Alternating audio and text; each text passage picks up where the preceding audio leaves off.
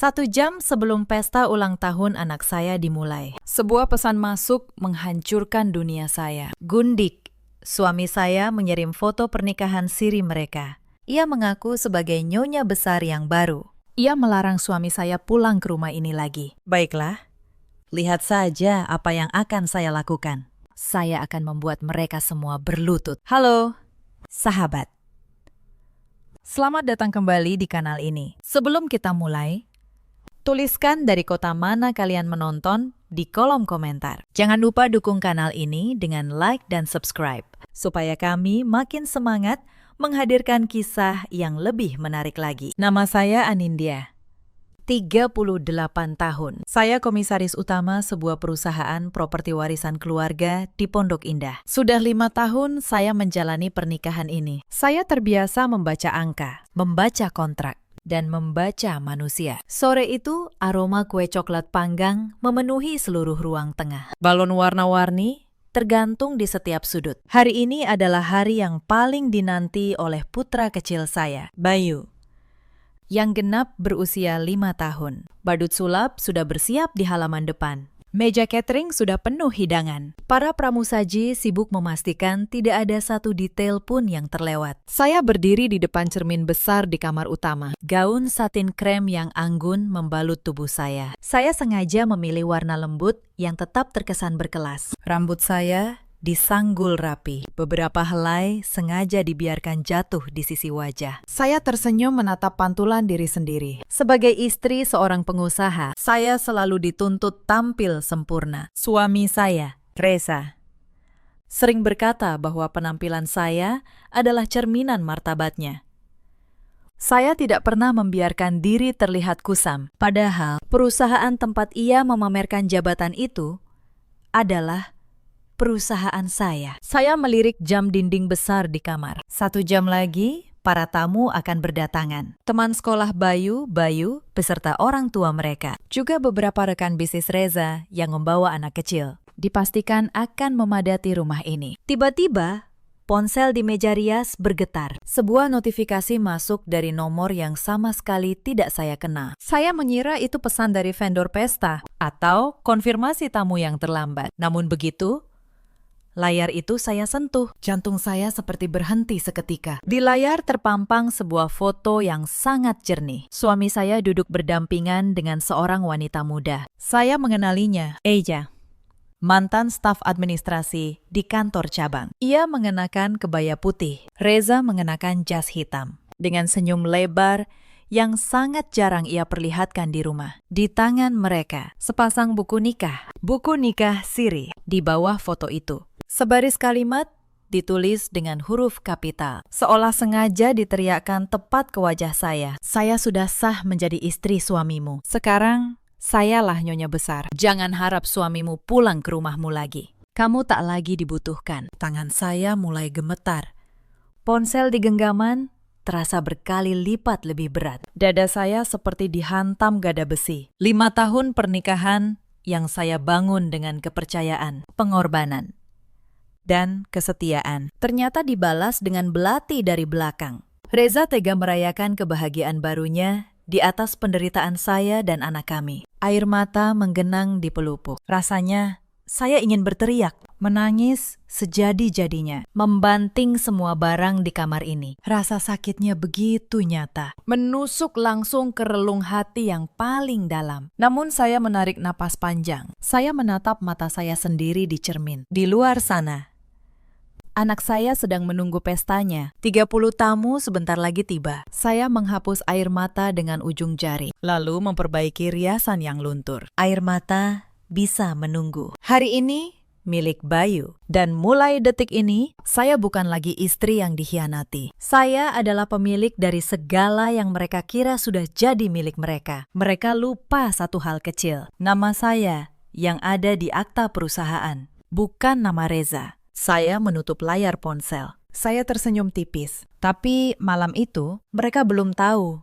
apa yang sudah mulai saya siapkan. Pesta berjalan sempurna. Bayu tertawa lepas saat badut mengeluarkan kelinci dari topi. Anak saya berlari ke sana kemari, membagikan kue kepada teman-temannya. Matanya berbinar penuh kebahagiaan. Melihatnya seperti itu, Saya merasa setiap senyum yang saya paksakan hari ini layak diperjuangkan. Para tamu memuji dekorasi, memuji hidangan, memuji saya sebagai tuan rumah yang anggun. Tidak ada satupun yang tahu bahwa 1 jam sebelumnya dunia saya baru saja runtuh. Reza tidak datang. Ia mengirim pesan singkat. Maaf, ada urusan kantor mendadak di luar kota. Beberapa rekan bisnisnya bertanya di mana dirinya. Saya menjawab dengan senyum tenang bahwa ia sedang mengurus proyek penting. Saya berbohong demi menjaga wajah keluarga. Sama seperti yang sudah ia lakukan selama entah berapa lama. Saat tamu terakhir pulang dan Bayu tertidur memeluk hadiah barunya, saya duduk sendiri di ruang keluarga yang kini sunyi. Lampu temaram, sisa balon mengambang di lantai. Saya membuka kembali foto itu, menatapnya lama-lama. Saya tidak menangis lagi. Sebaliknya, kepala saya mulai bekerja. Saya bukan perempuan yang lemah. Saya dibesarkan untuk memimpin perusahaan, bukan untuk meratap di pojok kamar. Jika Reza ingin perang, ia akan mendapatkannya. Hanya saja, ia tidak akan tahu kapan perang itu sudah dimulai. Keesokan paginya, saya tetap bangun pukul 5. Saya menyiapkan sarapan Bayu, mengantarnya ke sekolah, lalu pergi ke kantor seperti biasa. Tidak ada yang berubah di permukaan. Senyum saya tetap sama. Hanya saja, di balik senyum itu, saya sudah menyusun rencana. Mungkin kalian bertanya, bagaimana semua ini bisa terjadi? Bagaimana seorang komisaris utama bisa membiarkan suaminya menjabat di perusahaan sendiri? Jawabannya sederhana. Karena dulu saya mencintainya. Saya bertemu Reza 8 tahun lalu. Saat itu, ia hanya karyawan biasa di sebuah perusahaan rekanan. Tampan, sopan, pandai bicara. Ayah saya, yang waktu itu masih memimpin perusahaan, sempat memperingatkan saya, "Anindya, lelaki yang terlalu pandai membuatmu nyaman. Biasanya sedang menyiapkan sesuatu," katanya. Saya tidak mendengarkan. Saya jatuh cinta dan saya menikahinya. Setelah ayah saya wafat, saya mewarisi perusahaan demi menjaga harga diri Reza sebagai suami. Saya mengangkatnya menjadi direktur. Saya beri ia kantor, mobil, jabatan, dan rasa hormat dari banyak orang. Saya pikir itu cara saya mencintainya. Ternyata itu cara saya memberinya pisau untuk menikam saya sendiri. Tahun-tahun pertama pernikahan kami terasa hangat. Bayu lahir. Dan Reza tampak seperti ayah yang baik. Tapi perlahan ada yang berubah.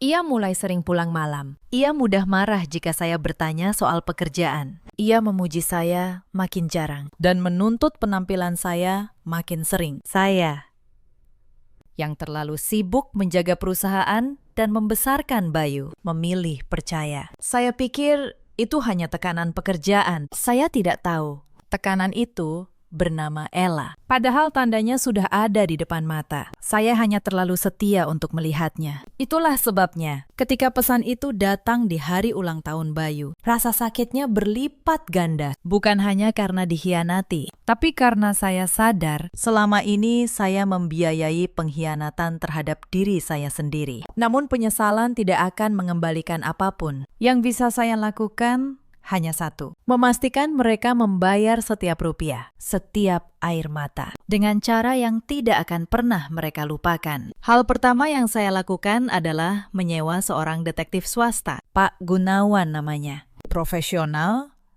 dan tutup mulut. Saya memintanya mengikuti Reza dan Ella selama 2 minggu penuh. Saya ingin tahu segalanya, kemana uang mengalir, di mana mereka tinggal, dan apa rencana mereka selanjutnya. Hal kedua, saya menghubungi Pak Baskoro, penasihat hukum sekaligus notaris kepercayaan keluarga saya. Pria tua yang sudah mengenal ayah saya puluhan tahun. Orang yang paling saya percaya untuk urusan hitam di atas putih. Sambil menunggu laporan, saya tetap berpura-pura tidak tahu apa-apa. Saat Reza akhirnya pulang 2 hari kemudian dengan alasan lelah dari perjalanan dinas, saya menyambutnya dengan masakan kesukaannya. Saya bertanya tentang proyeknya. Saya tersenyum. Saya bahkan menyetrika kemejanya. Ia tidak curiga sedikit pun. Bagi seorang pengkhianat, istri yang patuh adalah istri yang tidak berbahaya. Ia salah besar. Seminggu kemudian, Pak Gunawan datang ke kantor saya membawa map coklat. Saya menutup pintu, menyuruh sekretaris menunda semua jadwal, lalu membuka map itu di atas meja. Isinya jauh lebih buruk dari yang saya bayangkan. Foto-foto Reza dan Ella memasuki sebuah apartemen mewah di kawasan Kuningan. Tanggal, jam, semuanya tercatat rapi. Ternyata hubungan mereka sudah berjalan lebih dari 1 tahun. Persis sejak Reza memperkenalkan Ella sebagai karyawan berprestasi yang katanya butuh bimbingan. Tapi yang membuat tangan saya mengepal bukan foto itu, melainkan lembar terakhir. Catatan keuangan. Pak Gunawan menemukan bahwa Reza mulai menarik dana dalam jumlah besar dari rekening operasional perusahaan. Jumlahnya mencapai ratusan juta dalam beberapa bulan terakhir, dengan keterangan yang dikarang-karang. Saya menelpon kepala keuangan saya hari itu juga. Saya minta seluruh mutasi rekening perusahaan 3 bulan terakhir. Sore harinya, semua jelas. Reza memindahkan uang ke rekening pribadi, lalu sebagian besarnya mengalir ke Ella. Tas mahal, perhiasan, sewa apartemen. Wanita itu hidup dari uang perusahaan saya. Saya duduk diam, menatap deretan angka di layar. Anehnya, saya tidak lagi merasa sakit. Yang muncul justru ketenangan yang dingin. Reza pikir ia sedang menguras saya, padahal ia sedang menggali kuburnya sendiri. Satu transaksi demi satu transaksi. Setiap rupiah yang ia curi adalah satu paku lagi di peti matinya. Saya menyalin semua bukti itu. Rangkap 3. 1 untuk Pak Baskoro, 1 untuk audit internal, 1 saya simpan di brankas pribadi. Hari berikutnya, saya memanggil ketua tim audit internal perusahaan ke ruangan saya. Pak Hendra, pria teliti yang sudah belasan tahun menjaga keuangan perusahaan keluarga kami. Saya tutup pintu, lalu menjelaskan situasinya tanpa menyembunyikan apapun. Pak Hendra, saya butuh audit menyeluruh terhadap seluruh transaksi yang melibatkan tanda tangan suami saya selama 2 tahun terakhir. Saya ingin setiap rupiah yang keluar tercatat, sumbernya, tujuannya, dan keterangannya. Ini rahasia. Hanya saya dan Bapak yang boleh tahu. Pak Hendra menatap saya, lalu mengangguk dengan serius. Saya mengerti, Bu. Sejujurnya, saya sudah lama mencurigai beberapa transaksi yang janggal. Tapi karena beliau direktur, saya tidak punya wewenang menyelidiki tanpa perintah dari Ibu. Dalam beberapa hari, laporan audit itu selesai. Hasilnya bahkan lebih buruk dari dugaan saya. Selama 2 tahun, Reza telah menyedot dana perusahaan dengan berbagai modus. Proyek fiktif, vendor palsu, biaya operasional yang digelembungkan. Semuanya rapi tercatat sekarang dengan stempel resmi tim audit. Inilah pondasi hukum yang akan membuat Reza tidak bisa berkutik. Bu, kata Pak Hendra sebelum pamit, dengan bukti sekuat ini, beliau bisa terancam pidana, bukan hanya kehilangan aset. Saya mengangguk pelan. Saya tahu, Pakistan, dan itulah yang membuatnya tidak akan berani melawan. Lalu, saya menunggu, karena saya tahu orang serakah tidak pernah berhenti di angka kecil. Ia akan datang sendiri meminta lebih, karena saya tahu orang serakah tidak pernah berhenti di angka kecil. Ia akan datang sendiri meminta lebih. Tapi sebelum hari itu tiba, terjadi sebuah peristiwa yang membuat saya semakin yakin dengan rencana saya. Suatu siang, saya mampir ke sebuah butik langganan di pusat perbelanjaan elit untuk memilih gaun acara perusahaan. Saat saya sedang mencoba pakaian, saya mendengar suara yang sangat saya kenal dari bilik sebelah. Suara Ella. Ia sedang menelpon seseorang, mungkin temannya, dengan nada sombong yang sengaja dikeraskan. Iya, Reza sudah janji beliin aku rumah di kawasan elit. Istri tuanya itu tinggal tunggu waktu saja diceraikan. Perempuan kuno yang cuma bisa ngurus anak. Reza bilang dia sudah bosan. Lalu ia tertawa. Saya berdiri diam di balik tirai bilik. Tangan saya mengepal. Tapi wajah saya tetap datar. Saya tidak keluar untuk membuat keributan. Itu bukan cara saya. Saya justru tersenyum tipis. Karena perempuan yang terlalu yakin sedang menang. Biasanya adalah perempuan yang paling mudah dijatuhkan. Ketika saya keluar dari bilik dan berpapasan dengannya di depan cermin, Elia sempat terkejut. Wajahnya sedikit pucat, mengira saya mendengar semuanya. Tapi saya hanya menatapnya sekilas, tersenyum sopan seperti pada orang asing, lalu berlalu. Kebingungan di matanya justru membuat saya puas. Biarkan ia bertanya-tanya, biarkan ia gelisah. Malam itu, lewat laporan Pak Gunawan, saya tahu insiden di butik membuat Ella semakin agresif menuntut Reza. Ia merasa terancam, dan ketakutan membuat seseorang menjadi lebih serakah. Persis seperti yang saya butuhkan. Setiap tuntutan Ella mendorong Reza satu langkah lebih dekat ke jebakan yang sedang saya rancang. Dugaan saya benar. Tidak sampai 2 minggu, Pak Gunawan melaporkan perkembangan baru. Ella mulai merajuk. Ia tidak lagi puas tinggal di apartemen. Ia menuntut Reza membelikannya sebuah rumah mewah di kawasan elit, supaya ia tidak lagi dihina sebagai wanita simpanan. Tuntutan itu jelas butuh dana tunai yang sangat besar. Jauh melebihi batas penarikan yang bisa dilakukan Reza tanpa persetujuan saya. Sebagai komisaris utama, tanda tangan saya lah kunci untuk mencairkan dana cadangan perusahaan. Dan saya tahu, cepat atau lambat, Reza akan datang membawa selembar kertas dan sebuah kebohongan manis, memohon tanda tangan itu. Beberapa hari kemudian, kesabaran saya benar-benar diuji. Saat saya menjemput Bayu di sekolah, seorang wanita mendekati saya di area parkir. Ia datang dengan mobil mewah, mengenakan pakaian mahal, dengan tatapan penuh kemenangan. Jadi ini anaknya, katanya, sambil melirik Bayu yang menggenggam tangan saya. Lucu juga. Sayang sekali, ayahnya sudah punya keluarga baru. Darah saya mendidih. Tapi saya menarik Bayu mendekat, lalu menyuruhnya masuk ke mobil bersama Bu Asih yang menunggu. Setelah Bayu tidak bisa mendengar, saya menghadap Ella dengan tenang. Kamu boleh menghina saya sesukamu, kata saya pelan. Namun, setiap kata saya tekan. Tapi jika kamu berani mendekati anak saya sekali lagi, kamu akan tahu siapa sebenarnya yang sedang berhadapan denganmu. Sekarang, pergi. Ada sesuatu dalam nada saya yang membuat senyum Ella memudar. Ia mungkin mengira saya istri lemah yang hanya bisa menangis. Untuk pertama kalinya, ia melihat sisi lain dari saya. Ia mundur, masuk ke mobilnya, dan pergi. Tapi saya tahu, ini belum berakhir. Justru sebaliknya, ini mempercepat segalanya. Di dalam mobil, Bu Asih menatap saya dari kaca spion. Wanita yang sudah bekerja untuk keluarga saya sejak saya kecil, itu berkata pelan, Bu Asih sudah lama tahu ada yang tidak beres dengan Pak Reza. Bu Asih sering lihat dia menelepon diam-diam di taman belakang. Maaf Bu Asih, baru berani cerita sekarang. Saya menggenggam tangannya. Tidak apa-apa, Bu Asih. Sekarang Ibu sudah tahu semuanya. Dan Ibu sudah punya rencana. Bu Asih mengangguk. Matanya berkaca-kaca. Setidaknya, di tengah rumah yang penuh kebohongan, masih ada satu orang yang benar-benar setia. Maka saya bergerak lebih dulu. Pagi itu saya menemui Pak Baskoro di kantornya yang sunyi. Saya jelaskan semuanya. Foto, mutasi rekening, tuntutan Ella.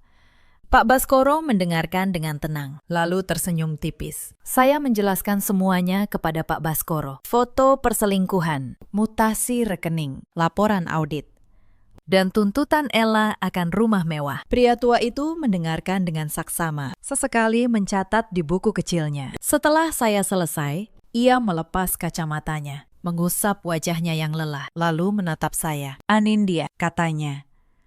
Memanggil saya dengan nama kecil, seperti yang dulu sering dilakukan ayah saya. Ayahmu pasti akan bangga melihat caramu menghadapi ini. Tidak dengan tangisan, tapi dengan strategi. Lalu, ia tersenyum tipis. Jadi, suami ibu akan datang meminta tanda tangan untuk mencairkan dana proyek, katanya pelan.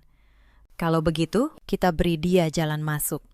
Tapi kita yang menentukan pintu keluarnya. Saya mengangguk. Rencana itu sederhana, namun mematikan. Reza pasti akan mengajukan sebuah proposal proyek. Hampir pasti proyek fiktif. Karangan untuk menarik uang tunai. Ketika ia menyodorkan dokumen persetujuan untuk saya tanda tangani, kami akan menukarnya, bukan dengan dokumen palsu, melainkan dokumen yang sah secara hukum. Hanya saja dengan satu klausul tambahan yang ia tidak akan repot membacanya. Pak Baskoro menyiapkan sebuah surat persetujuan pencairan dana, lengkap dengan kop perusahaan dan format resmi. Di halaman terakhir, tepat di atas kolom tanda tangan Reza, ia menyelipkan satu klausul. Bahasanya padat dan teknis. Jenis kalimat hukum yang malas dibaca orang yang sedang terburu-buru. Saya membuka map merah itu dan membaca klausul tambahannya. Isinya jelas. Jika penanggung jawab proyek gagal memberikan laporan perkembangan dan keuntungan yang dijanjikan dalam waktu yang sangat singkat, maka seluruh aset pribadinya, termasuk saham minoritasnya, akan disita perusahaan sebagai ganti rugi atas kegagalan bayar. Tepat sekali, Ibu, jawab Pak Baskoro. Dan karena proyek yang akan ia ajukan itu fiktif, ia pasti gagal bayar. Begitu ia menandatangani dokumen ini, ia menyerahkan lehernya sendiri ke dalam jerat hukum. Seluruh hartanya beralih menjadi jaminan utang. Saya tersenyum. Perangkapnya sudah terpasang sempurna. Sekarang saya hanya perlu menunggu Reza pulang dan dengan sukarela melangkah masuk ke dalamnya. Setelah dari kantor Pak Baskoro, saya pulang dan bersikap seperti biasa. Saya memastikan rumah rapi. Saya memasak makan malam kesukaan Reza. Saya menyambutnya dengan senyum hangat, seolah saya istri paling setia di dunia. Malam itu, Reza terlihat gelisah sejak duduk di meja makan. Sesekali ia memeriksa ponsel, lalu mematikan layarnya cepat-cepat. Saya tahu betul apa yang sedang terjadi. Menurut laporan Pak Gunawan, hari itu Ella sedang mengamuk gara-gara sebuah insiden di butik. Ia menuntut rumah mewah itu segera, atau ia akan pergi. Tuntutan itulah yang membuat Reza panik dan terburu-buru mengajukan proposal proyeknya. Sepanjang minggu itu, Reza berubah menjadi semakin manis. Ia membawa pulang oleh-oleh, memuji masakan saya, bahkan sesekali mengajak Bayu bermain. Saya tahu persis apa artinya semua ini. Bukan penyesalan, melainkan persiapan. Ia sedang melunakkan saya sebelum meminta sesuatu yang besar. Suatu malam, ia mencoba memancing. Sayang, menurutmu, kalau perusahaan punya proyek besar yang butuh modal cepat, kira-kira berapa dana cadangan yang bisa kita cairkan? Tanyanya seolah basa-basi. Saya menjawab dengan hati-hati, pura-pura tidak menaruh curiga. Tergantung proyeknya. Kalau memang menjanjikan, kenapa tidak? Aku selalu percaya pada penilaian bisnismu. Saya melihat matanya berbinar. Umpan saya termakan. Ada satu momen ketika saya hampir kehilangan kendali. Malam itu, saat saya membereskan tas kerja Reza untuk dicuci, sebuah struk jatuh ke lantai. Struk pembelian cincin berlian yang harganya mencapai ratusan juta. Saya tahu itu bukan untuk saya. Tangan saya gemetar menahan amarah. Saya hampir saja melempar struk itu ke wajahnya saat ia keluar dari kamar mandi. Tapi saya menahan diri. Saya mengingat satu hal yang selalu diajarkan ayah saya, Anindya, dalam bisnis maupun dalam hidup. Orang yang menang bukanlah yang paling marah, melainkan yang paling sabar. Saya selipkan kembali struk itu ke dalam tas Reza. Biarkan ia merasa aman. Setiap pembelian gegabahnya hanya menambah tebal berkas bukti saya. Amarah sesaat tidak sebanding dengan kemenangan yang sudah di depan mata. Selesai makan, kami duduk di ruang keluarga. Bayu sudah tertidur lelap di kamarnya. Saya membaca majalah saat Reza berdeham, mencari perhatian. Ia bergeser, merangkul pundak saya dengan gestur palsu yang membuat perut saya mual. Sayang, kamu sedang sibuk tidak? Tanyanya dengan nada yang dibuat selembut mungkin. Tidak terlalu.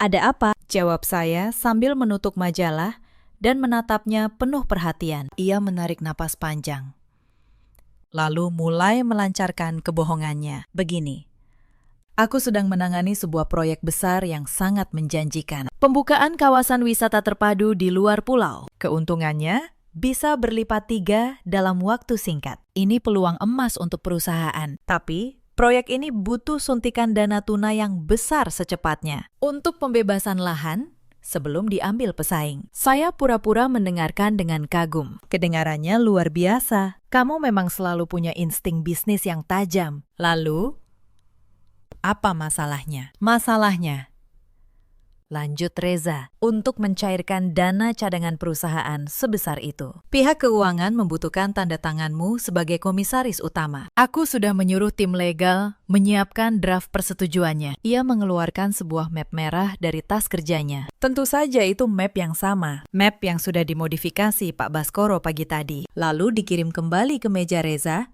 seolah-olah dokumen aslinya. Reza menyerahkannya kepada saya. Aku butuh tanda tanganmu malam ini juga. Sayang, besok pagi sekali dananya harus segera ditransfer. Kamu percaya padaku? Kan?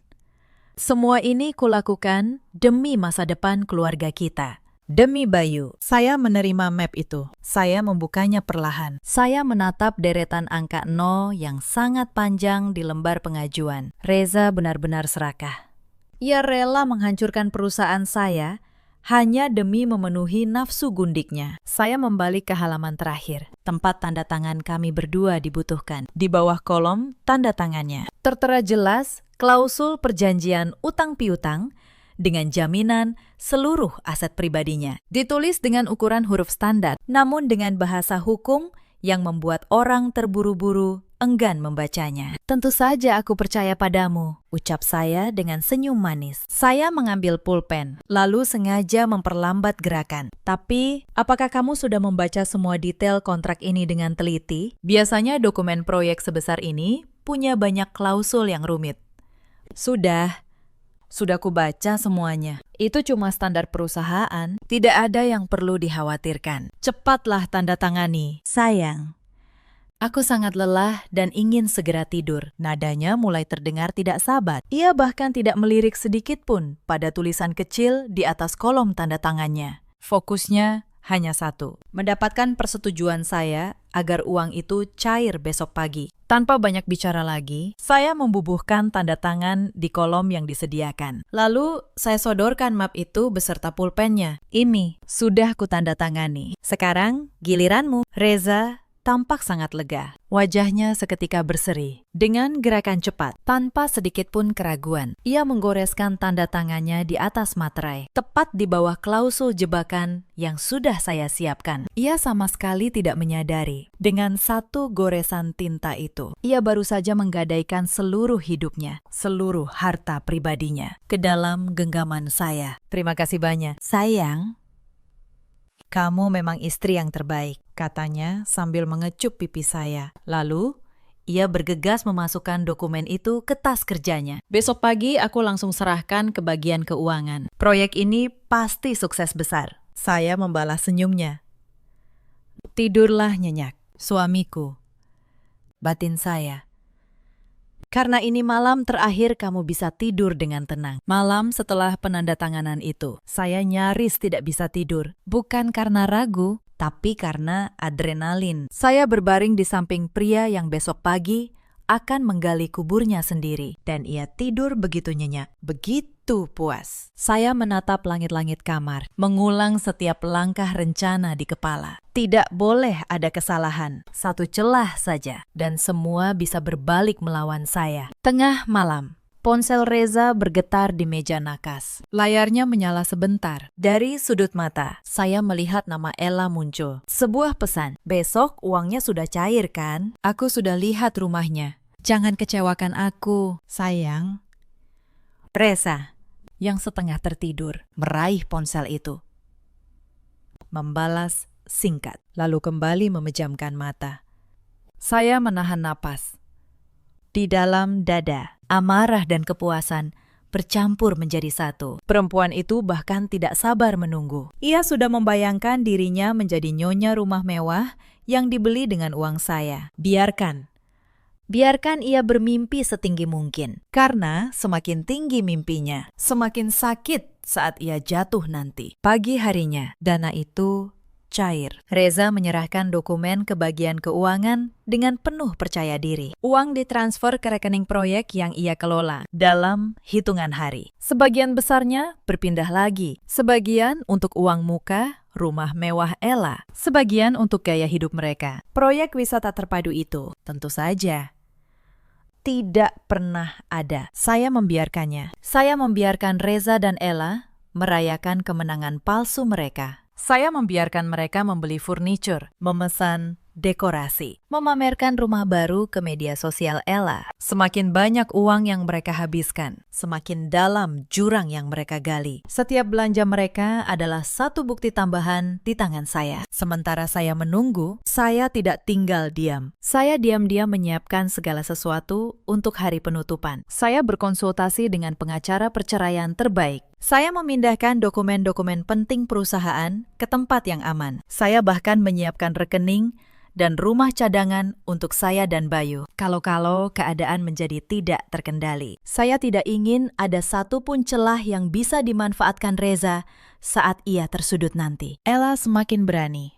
Ia mulai memamerkan kehidupan barunya di media sosial. Foto rumah mewah, tas bermerek, liburan ke luar negeri, yang dibayar dengan uang perusahaan saya. Di salah satu unggahannya, ia bahkan menulis keterangan yang menyindir tentang bagaimana ia berhasil mendapatkan pria yang dulu milik orang lain. Banyak orang yang mengenal saya melihatnya. Beberapa rekan bisnis diam-diam menanyakan kabar saya dengan nada penuh iba. Ada yang berbisik di belakang. Ada pula yang terang-terangan menyindir. Kasihan ya, perusahaan sebesar itu. Tapi suaminya selingkuh. Kalimat-kalimat seperti itu sampai ke telinga saya lewat berbagai jalan. Dulu, mungkin saya akan merasa malu. Sekarang, saya hanya tersenyum. Mereka tidak tahu, perempuan yang mereka kasihani itu sedang memegang kendali penuh atas nasib semua orang dalam cerita ini. Dulu, hal seperti itu mungkin akan menghancurkan saya. Tapi sekarang, saya hanya menyimpan tangkapan layar setiap unggahan itu sebagai bukti. Setiap foto pamer adalah pengakuan bahwa uang perusahaan telah disalahgunakan. Ella pikir ia sedang memamerkan kemenangan. Padahal ia sedang mengumpulkan tali untuk menggantung dirinya sendiri. Hari demi hari berlalu. Tenggat laporan proyek dalam klausul itu semakin dekat. Reza, yang sibuk memuaskan Ella, sama sekali lupa bahwa ia pernah menandatangani sebuah janji. Ia tidak punya laporan. Ia tidak punya keuntungan. Ia tidak punya proyek. Yang ia punya hanya utang atas namanya sendiri dengan jaminan seluruh hartanya. Lalu datanglah hari yang dinanti Gundik itu. Ella mengadakan semacam syukuran kecil di rumah mewah barunya. Ia mengundang beberapa orang, memamerkan statusnya sebagai nyonya besar yang baru. Dan dengan kepercayaan diri seorang perempuan yang merasa sudah menang, ia melakukan satu hal yang paling bodoh. Ia menelepon saya. Halo, apakah ini istri tua Reza? Suaranya penuh ejekan. Saya rasa kamu sudah lihat foto kami. Sekarang Reza tinggal bersama saya. Sebaiknya kamu tahu diri. Tanda tangani saja surat cerai itu dan pergi dari hidup kami. Reza sudah bahagia.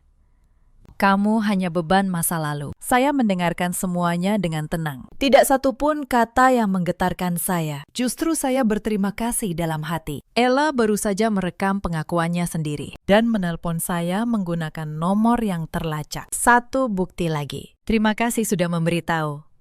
Jawab saya pelan. Saya akan segera mengurus surat-suratnya. Sampaikan salam saya untuk Reza. Katakan padanya, sebentar lagi ia akan menerima kabar penting dari perusahaan. Lalu saya menutup telepon. Sebelum ia sempat bertanya, apa maksud kata-kata saya? Sehari sebelum saya mengambil keputusan akhir, terjadi sesuatu yang hampir membuat pertahanan saya runtuh. Sore itu, Reza pulang lebih awal untuk pertama kalinya dalam berminggu-minggu. Ia bermain dengan Bayu di ruang tengah, tertawa, menggendongnya, berpura-pura menjadi ayah yang baik. Saya berdiri di ambang pintu, menyaksikan dari kejauhan. Bayu begitu bahagia. Ayah, jangan pergi lagi ya, kata anak saya polos sambil memeluk leher Reza. Dan saya melihat sesaat, wajah Reza tampak terganggu. Mungkin masih ada sisa hati nurani di sana. Tapi saya tahu betul, itu tidak akan cukup untuk mengubah apapun. Malam itu, di kamar, saya menangis diam-diam. Bukan karena Reza, tapi karena Bayu. Karena saya tahu apapun yang saya lakukan besok akan mengubah hidup anak saya selamanya. Ia akan tumbuh tanpa ayah, dan beban itu terasa berat sekali. Tapi kemudian saya bertanya pada diri sendiri, ayah seperti apa yang saya pertahankan untuk Bayu? Seorang ayah yang mencuri masa depan anaknya untuk membeli rumah perempuan lain. Seorang ayah yang meninggalkan pesta ulang tahun anaknya demi gundiknya. Bukan ayah seperti itu yang pantas dimiliki Bayu. Lebih baik tidak ada ayah daripada ayah yang mengajarkan bahwa kebohongan adalah jalan hidup. Saya menghapus air mata untuk yang terakhir kalinya. Saya berjanji pada diri sendiri, saya akan menjadi ibu sekaligus ayah bagi Bayu. Saya akan memberinya cinta yang berlimpah dan teladan tentang kekuatan, kejujuran,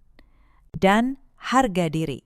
Itu jauh lebih berharga daripada kehadiran seorang ayah yang busuk hatinya. Esok paginya, saya memutuskan sudah waktunya. Saya tidak lagi ingin menunggu. Buku besar ini harus ditutup, dan saya yang akan menutupnya. Saya menggelar rapat komisaris dadakan di kantor pusat. Saya mengundang seluruh jajaran direksi, kepala keuangan, tim audit, dan Pak Baskoro selaku penasihat hukum. Lalu saya menyuruh sekretaris menelpon Reza, mengatasnamakan urusan proyek, memintanya datang segera. Ia datang dengan wajah berseri, mengira akan dipuji atas pencairan dana besar yang berhasil ia atur. Ia bahkan mengenakan jas terbaiknya. Reza masuk ke ruang rapat dengan senyum lebar. Senyum itu perlahan memudar saat ia melihat siapa saja yang hadir. Tim audit, Pak Baskoro, dan saya duduk di kepala meja. Dengan map merah yang sama tergeletak di hadapan saya. Sayang, ada apa ini? Kenapa semua berkumpul? Tanyanya. Suaranya mulai goyah. Duduklah, Reza, kata saya tenang. Ini rapat evaluasi proyek kawasan wisata terpadu yang kamu ajukan. Saya rasa para direksi berhak tahu perkembangannya. Wajah Reza memucat. Proyek itu masih dalam tahap awal. Pembebasan lahan butuh waktu. Saya membuka map. Mari kita lihat. Dana yang dicairkan. Sekian miliar rupiah. Laporan perkembangan. Tidak ada. Bukti pembebasan lahan. Tidak ada. Kontrak vendor. Tidak ada. Saya mengeluarkan lembar demi lembar. Yang ada justru ini, mutasi rekening yang menunjukkan dana mengalir ke rekening pribadimu, lalu ke rekening atas nama seorang wanita bernama Ella. Pembelian rumah mewah, perhiasan, dan sebuah apartemen di Kuningan. Ruangan senyap total. Beberapa direksi saling pandang. Salah seorang komisaris senior, rekan lama ayah saya, menggeleng pelan sambil menatap Reza dengan kekecewaan yang dalam. Reza berdiri. Tangannya gemetar. Kamu memata-mataiku. Saya tidak memata-matai, jawab saya. Saya hanya membaca dokumen yang kamu tanda tangani sendiri. Saya membalik ke halaman terakhir map merah itu dan mendorongnya ke arahnya. Bacalah. Klausul ini. Yang dulu kamu bilang sudah kamu baca semuanya. Reza menunduk membaca. Saya melihat wajahnya berubah.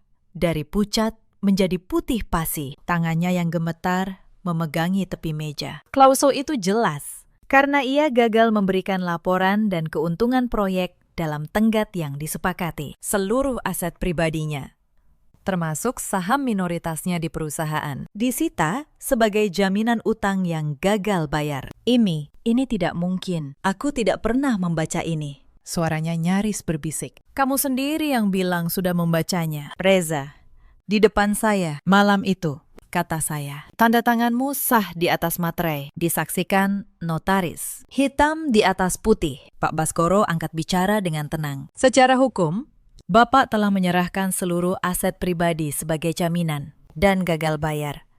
Maka, aset itu kini menjadi hak perusahaan. Selain itu, fakta bahwa dana perusahaan dialihkan untuk kepentingan pribadi membuka kemungkinan tuntutan pidana atas penggelapan dana korporasi. Kata penggelapan itu menghantam Reza seperti palu. Ia jatuh terduduk kembali ke kursinya. Pria yang beberapa minggu lalu begitu percaya diri merancang pengkhianatan, kini hanya bisa menatap kosong ke arah meja. Anindya, tolong. Ini aku. suamimu. Aku hilaf. Kita bisa bicara baik-baik. Demi Bayu, ucapnya memohon. Suaranya pecah. Saya menatapnya lama. Tidak ada lagi amarah di dada saya. Hanya rasa lega yang dingin. Kamu menyebut nama Bayu, kata saya.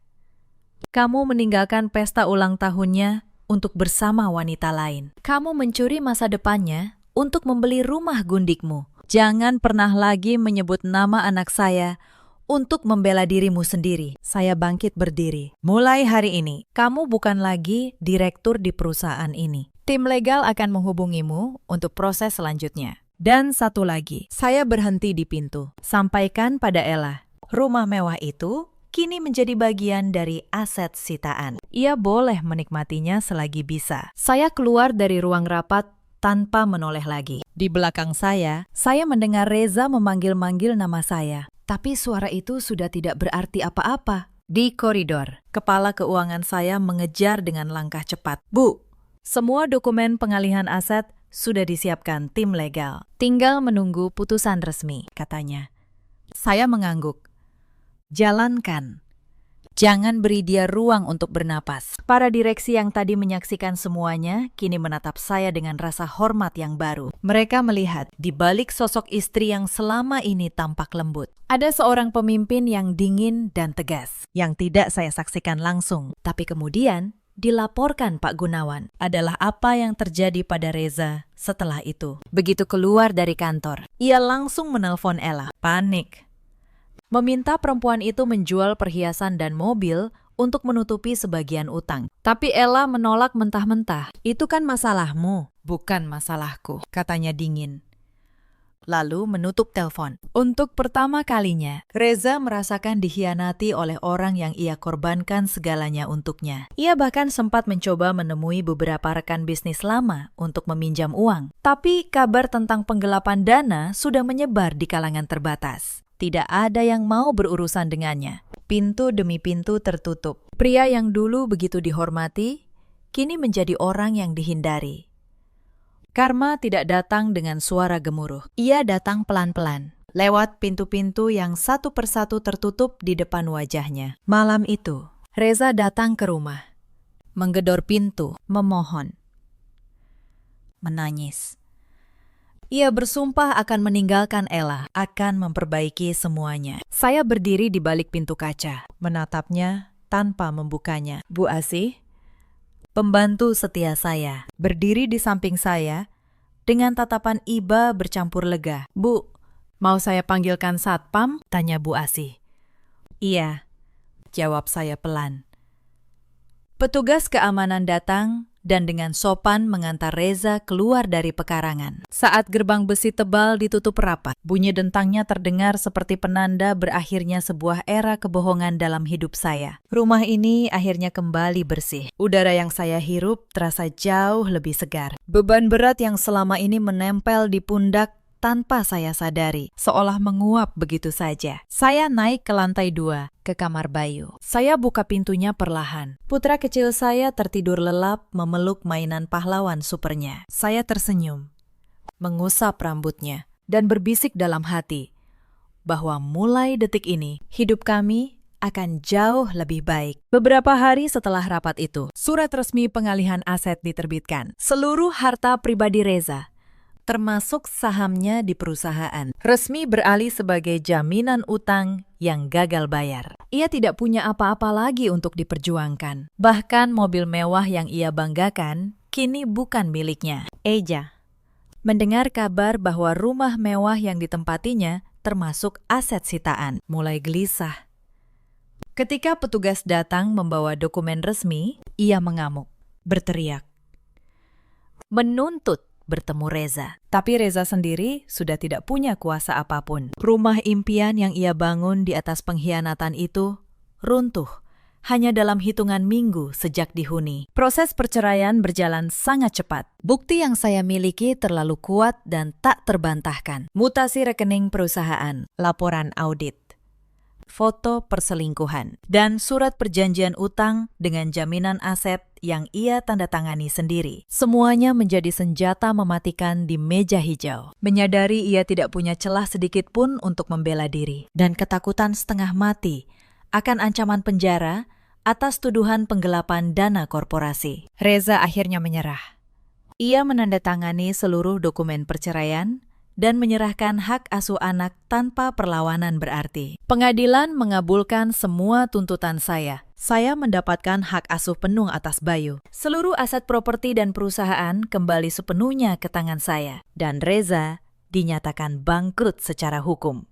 Pergi dari kehidupan saya hanya dengan pakaian yang melekat di tubuhnya. 6 bulan berlalu sejak malam yang mengubah segalanya itu. Kehidupan saya kini berjalan damai dan utuh. Saya kembali memimpin penuh perusahaan warisan keluarga, mengendalikannya dengan visi yang tajam. Di bawah kepemimpinan saya, perusahaan justru berkembang jauh lebih pesat dibanding saat masih dikelola pria tidak berkompeten itu. Saya menjadi sosok wanita mandiri, sukses, dan dihormati di kalangan bisnis. Saya tidak perlu lagi tersenyum di balik kebohongan atau memaksakan diri tampil sempurna untuk menutupi kelemahan seorang suami. Saya bersinar dengan kekuatan saya sendiri.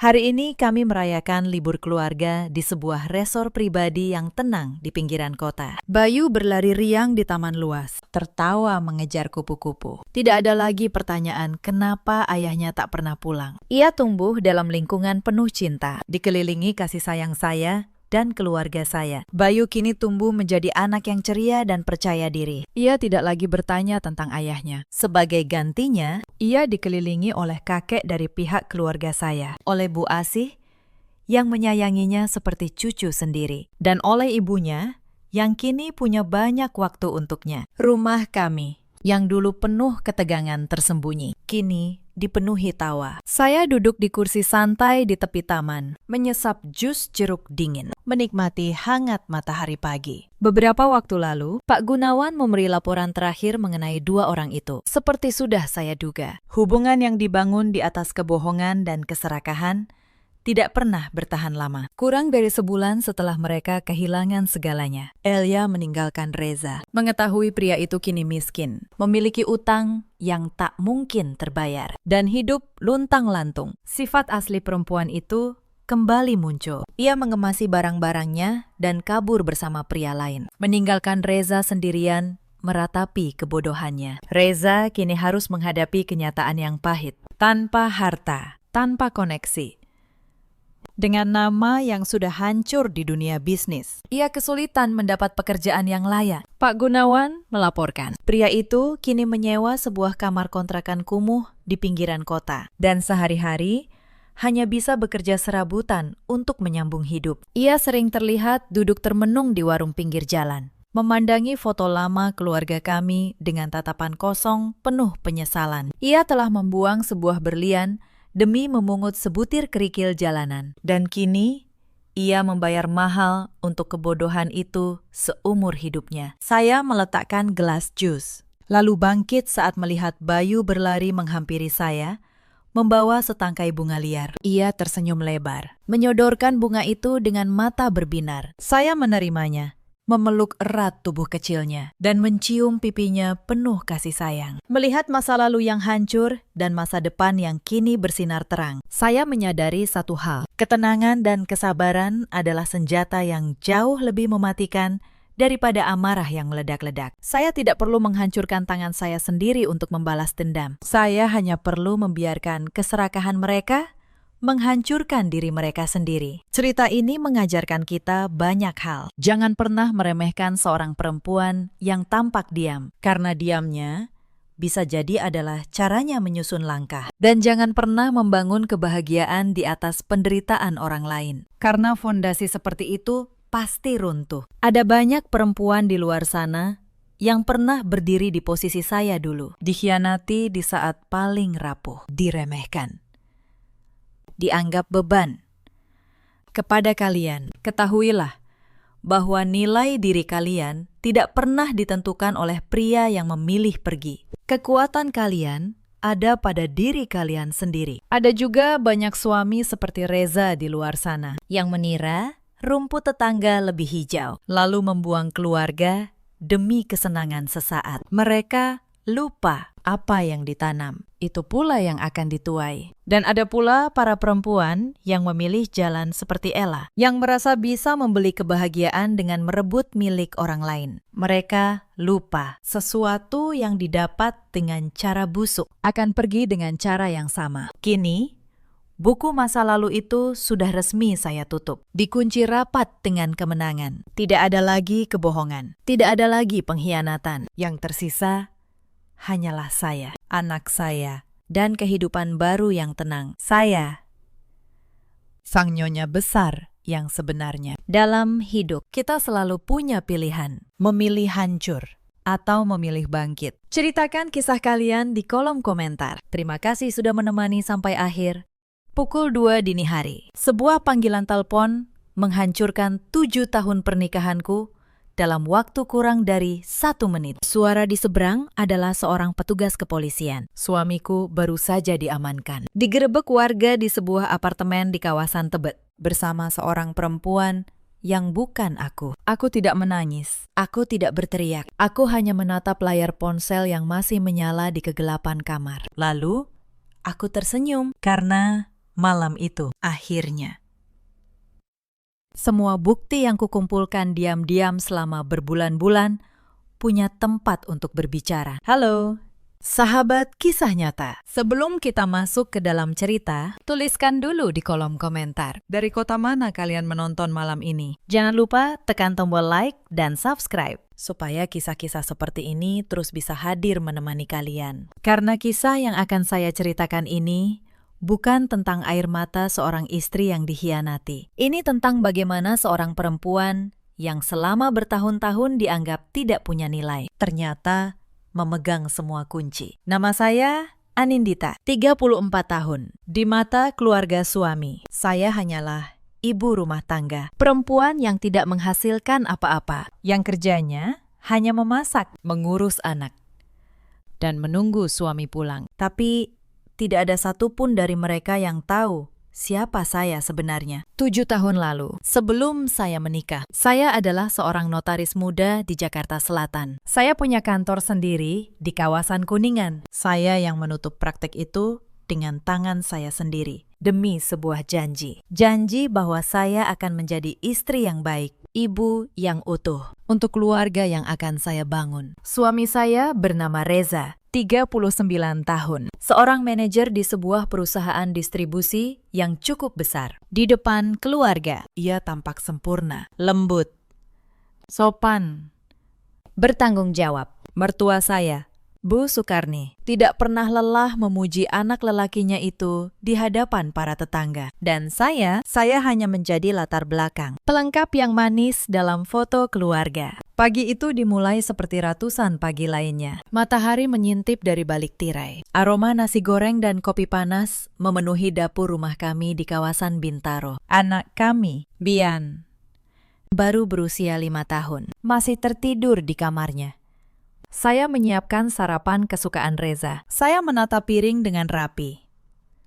Saya menciptakan ilusi sebuah keluarga kecil yang harmonis. Padahal, di balik topeng kesempurnaan itu, ada kejanggalan yang sudah lama menggerogoti perasaan saya. Kecurigaan saya tidak datang seperti petir di siang bolong. Ia datang perlahan, tetes demi tetes. Mulanya hanya hal-hal kecil. Reza yang semakin sering pulang larut. Ponsel yang selalu ia balik menutupi layar. Wangi parfum perempuan yang sesekali tertinggal di kemejanya. Wangi yang asing, bukan wangi saya. Lalu, ada hal lain. Hal yang lebih membuat saya terjaga di malam hari. Uang. Sebagai mantan notaris, saya punya kebiasaan lama yang tidak pernah hilang. Saya selalu mencatat, saya selalu memperhatikan angka. Dan angka-angka di rumah ini perlahan mulai tidak masuk akal. Gaji Reza tidak pernah berkurang. Tapi, tabungan keluarga kami menyusut. Beberapa aset yang dulu kami beli bersama, tiba-tiba sulit saya lacak. Sertifikat tanah di Depok yang dulu kami simpan di laci, suatu hari menghilang. Saat saya tanya, Reza hanya menjawab santai, Sudah aku pindahkan ke tempat yang lebih aman, katanya. Tanpa menatap mata saya mengangguk. Saya tersenyum. Tapi di dalam kepala saya, sebuah alarm mulai berbunyi. Suami saya sedang menyembunyikan sesuatu, dan ia mengira saya terlalu bodoh untuk menyadarinya. Itulah kesalahan terbesarnya. Pada titik itu, saya membuat sebuah keputusan. Saya tidak akan bertanya lagi. Saya tidak akan menangis. Tidak akan menuntut.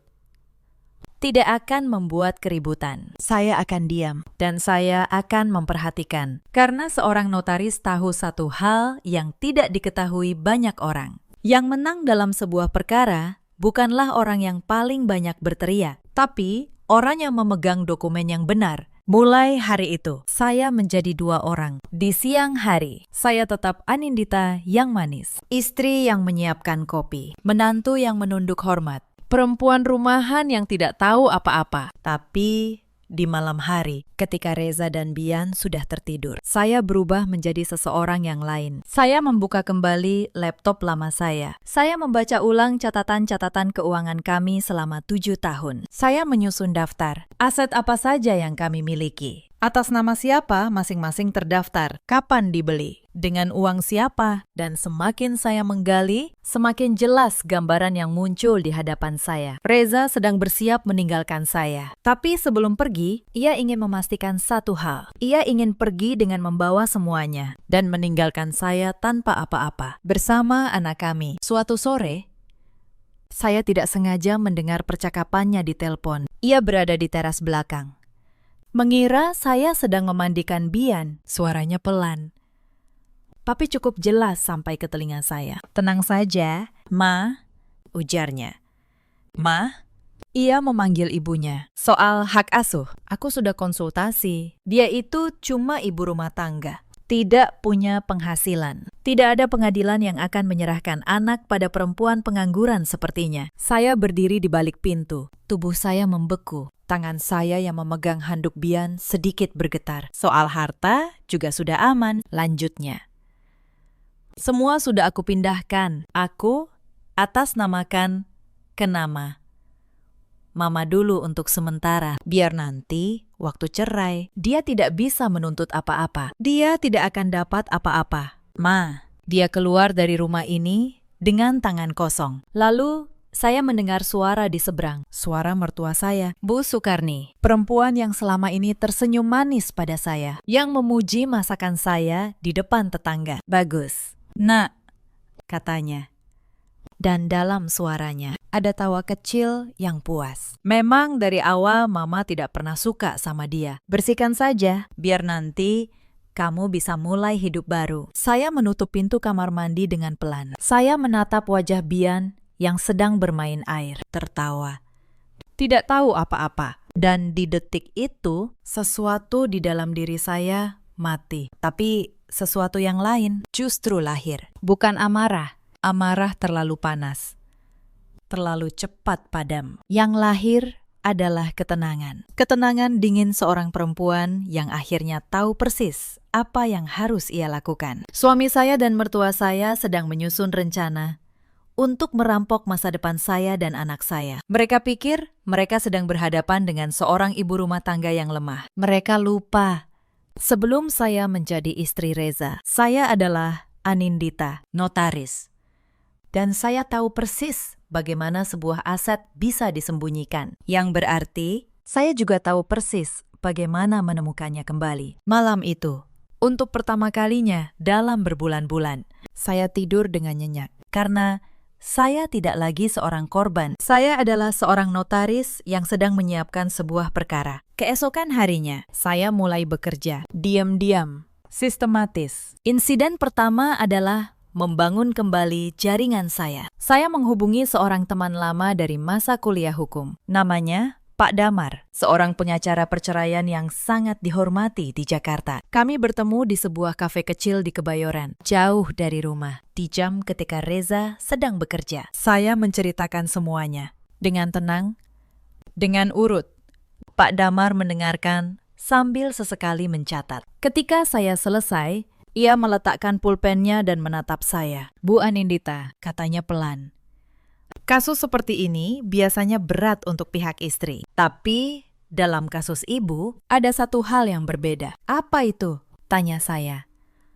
Ibu tahu hukum, dan suami ibu tidak tahu bahwa ibu tahu. Saya tersenyum tipis. Itulah senjata pertama saya. Insiden kedua datang ketika saya mulai melacak aset yang dipindahkan Reza. Saya ingat betul, sertifikat tanah di Depok itu kami beli 4 tahun lalu. Dibeli ketika kami sudah menikah, yang berarti secara hukum itu adalah harta bersama. Harta Gonogini. Tidak peduli sekarang atas nama siapa. Saya pergi ke kantor pertanahan. Saya, yang dulu seorang notaris, tahu persis dokumen apa yang harus saya minta dan kemana harus pergi. Dan di sana, saya menemukan jejak pertama. Sertifikat tanah Depok itu memang sudah dibalik nama. Dari nama Reza ke nama Bu Sukarni, ibunya.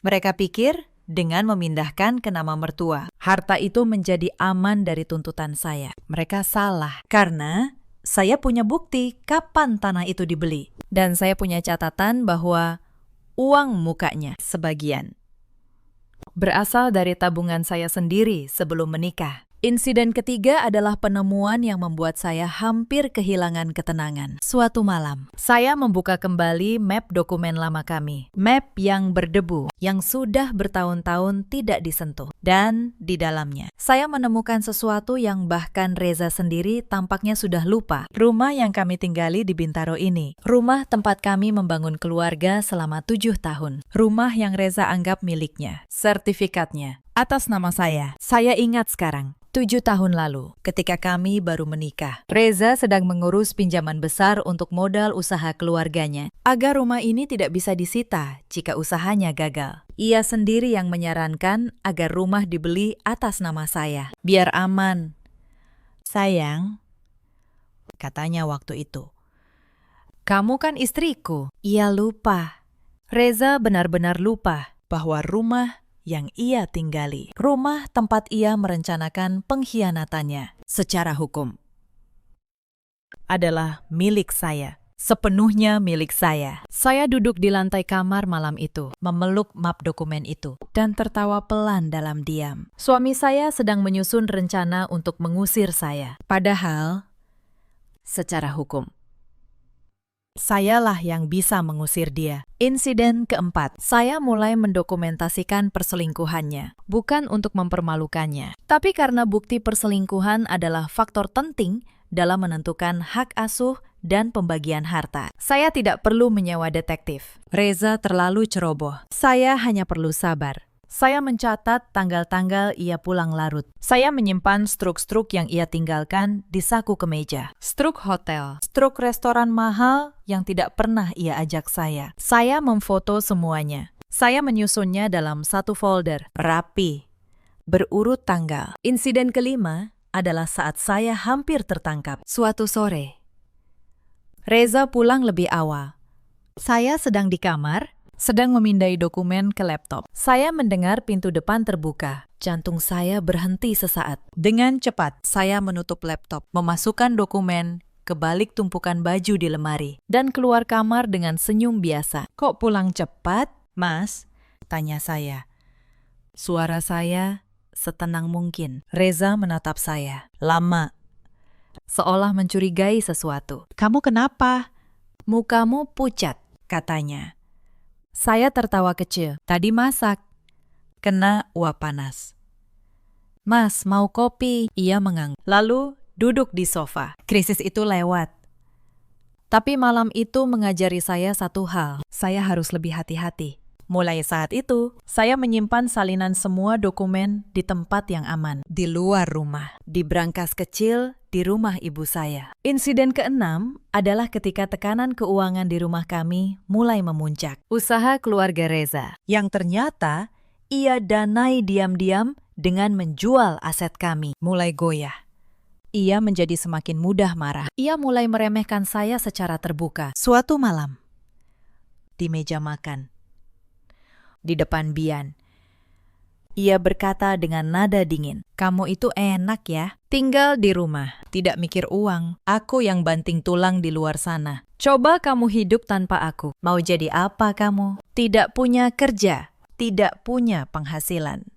Bukan siapa-siapa, saya menatap piring saya. Saya tidak menjawab.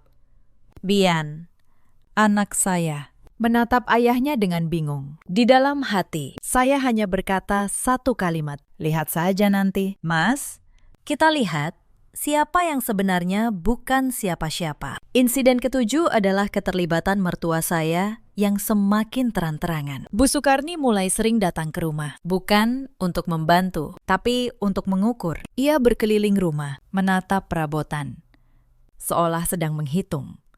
Suatu hari, ia berkata pada saya dengan senyum manisnya yang palsu. Dek, panggilnya. Kalau memang nanti rumah tangga kalian tidak cocok, jangan dipaksakan. Kamu masih muda, masih bisa cari yang lain. Rumah ini, biar nanti urusan Reza saja yang mengurus. Saya tersenyum padanya. Iya, Bu, Anin mengerti. Jawab saya lembut. Ia tidak tahu rumah yang ia incar itu. Sertifikatnya ada di berangkas ibu saya, atas nama saya. Insiden ke-8 adalah penemuan terakhir yang melengkapi seluruh perkara saya. Melalui Pak Damar, kami menemukan bahwa Reza tidak hanya menyembunyikan aset, ia juga menumpuk hutang. Hutang besar atas nama pribadi, untuk membiayai gaya hidupnya dan perempuan simpanannya. Hutang yang ia rahasiakan dari saya. Dan menurut hukum, hutang pribadi yang dibuat bukan untuk kepentingan keluarga, adalah tanggung jawab pribadi, bukan tanggung jawab saya. Tapi aset yang ia sembunyikan atas nama ibunya, jika terbukti dibeli selama pernikahan, tetap bisa saya tuntut sebagai harta bersama. Dengan kata lain, suami saya telah membangun sebuah jebakan untuk saya. Tapi tanpa ia sadari, ia justru sedang berdiri di tengah jebakan itu sendiri. Sebelum sampai ke titik itu, ada satu lagi potongan teka-teki yang harus saya lengkapi. Saya perlu mengetahui seberapa dalam Reza menyembunyikan uangnya. Saya teringat seorang teman lama, Mbak Rani, yang bekerja di sebuah bank. Bukan untuk meminta ia membocorkan rahasia nasabah, tentu saja.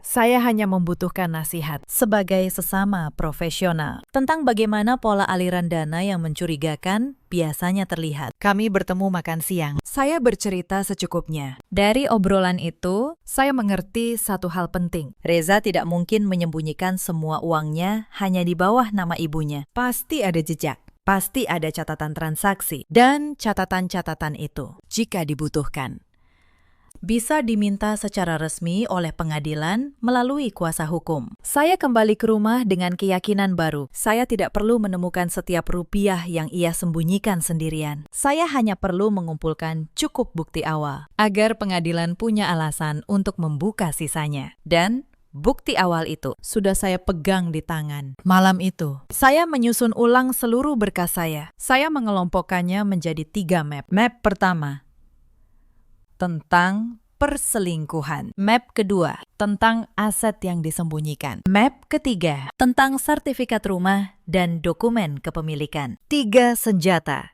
untuk 3 medan pertempuran. Hak asuh, pembagian harta, dan harga diri saya. Saya menatap ketiga map itu, tersusun rapi di atas meja. Sebuah perkara yang lengkap. Sebuah perkara yang sebagai notaris, saya tahu hampir mustahil untuk dikalahkan. Saya tinggal menunggu momen yang tepat untuk menutup perangkapnya. Dan momen itu datang pada pukul 2 dini hari, lewat sebuah panggilan telepon dari kantor polisi. Tapi sebelum malam itu tiba, ada satu insiden lagi yang membuat saya semakin yakin dengan apa yang sedang saya lawan. Suatu malam, Reza pulang membawa map coklat. Sikapnya tiba-tiba manis. Ia membuatkan saya teh, sesuatu yang sudah lama tidak ia lakukan. Lalu, ia meletakkan beberapa lembar dokumen di meja. Anin, katanya dengan senyum, ini cuma urusan administrasi usaha. Tanda tangan di sini ya, di bagian bawah. Buat memperlancar urusan pinjaman. Saya menatap dokumen itu. Reza mengira saya akan menandatanganinya begitu saja. Seperti istri yang patuh, tanpa membaca. Tapi mata seorang notaris tidak pernah benar-benar beristirahat. Saya membaca dokumen itu dengan tenang, pura-pura sekedar melihat sekilas. Dan jantung saya berdenyut keras. Itu bukan dokumen pinjaman biasa. Itu adalah surat pernyataan yang isinya melepaskan hak saya atas sejumlah aset bersama. Jika saya menandatanganinya, saya akan kehilangan banyak hal tanpa saya sadari. Suami saya tidak hanya berselingkuh dan menyembunyikan harta. Ia juga mencoba menjebak saya untuk menyerahkan hak saya sendiri dengan tangan saya sendiri. Saya mengangkat wajah dan tersenyum padanya. Wah, Mas, kacamata baca saya ketinggalan di kamar. Mata saya sudah tidak jelas membaca tulisan kecil begini. Besok pagi saja ya, biar saya baca pelan-pelan dulu. Penting kan? Jangan sampai salah. Senyum Reza sedikit memudar. Tapi, ia tidak bisa memaksa tanpa terlihat mencurigakan. Ya sudah, katanya.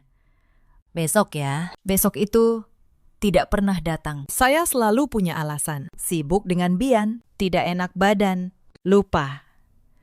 Dan diam-diam saya memfoto dokumen itu, lalu menyimpannya sebagai bukti tambahan. Bukti bahwa suami saya beritikat buruk jauh sebelum perceraian benar-benar dimulai. Reza tidak pernah tahu betapa dekatnya ia dengan keberhasilan jebakannya, dan betapa dekatnya pula saya dengan menghindarinya. Hanya karena saya membaca, hanya karena saya tidak pernah berhenti menjadi seorang notaris. Bahkan ketika dunia mengira saya hanya seorang ibu rumah tangga. Sejak malam itu, saya tahu pasti tidak ada lagi jalan untuk berdamai. Yang ada hanya jalan untuk menang. Dan saya akan menang. Mari saya ceritakan malam itu dengan lengkap. Suara petugas di telepon menjelaskan dengan singkat. Suami saya digerebek warga di sebuah unit apartemen di Tebet. Tetangga di sana sudah lama curiga dengan sepasang orang yang sering datang malam-malam. Malam itu, kecurigaan mereka pecah menjadi penggerebekan. Reza dan perempuan itu diamankan, lalu dibawa ke kantor polisi terdekat. Petugas memberitahu, sebagai istri sah, saya bisa datang. Saya meletakkan ponsel. Saya duduk diam di tepi tempat tidur. Di luar, malam masih gelap pekat. Banyak istri, jika menerima telepon seperti itu, akan langsung berlari panik, menangis, berdoa agar suaminya baik-baik saja, bergegas ke kantor polisi untuk menyelamatkannya dari jeruji besi. Saya tidak.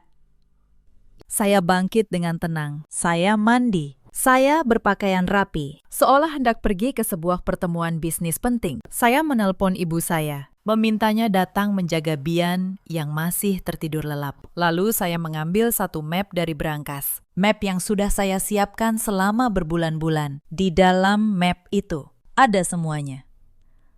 Salinan sertifikat rumah Bintaro atas nama saya. Dokumen pelacakan aset yang dipindahkan ke nama Bu Sukarni. Folder berisi bukti perselingkuhan, lengkap dengan tanggal. Dan catatan hutang pribadi Reza. Saya tidak datang untuk menyelamatkan suami saya. Saya datang membawa satu jawaban yang akan membuat mereka semua terdiam. Ketika saya tiba di kantor polisi, suasananya ramai. Reza duduk di sebuah kursi dengan kemeja yang kusut dan rambut yang berantakan. Wajahnya pucat. Di sampingnya, perempuan itu menunduk, menyembunyikan wajahnya di balik rambutnya. Dan yang lebih menarik, mertua saya, Bu Sukarni, sudah ada di sana. Ia pasti dihubungi Reza lebih dulu. Ia berdiri di samping anaknya. Wajahnya merah karena malu dan marah. Begitu melihat saya datang, wajah Reza berubah. Ada secercah harapan di matanya. Ia mengira saya datang untuk menolongnya. Ia mengira saya, istri bodoh yang setia, akan berlari memeluknya sambil menangis. Lalu memohon agar masalah ini diselesaikan secara baik-baik. Anin, katanya. Suaranya bergetar. Anin, syukurlah kamu datang. Imi, ini semua salah paham. Tolong selesaikan ini secara kekeluargaan. Demi nama baik keluarga kita. Demi Bian. Bu Sukarni langsung menyambar. Iya, Nduk, katanya. Nada suaranya tiba-tiba melunak. Manis seperti dulu.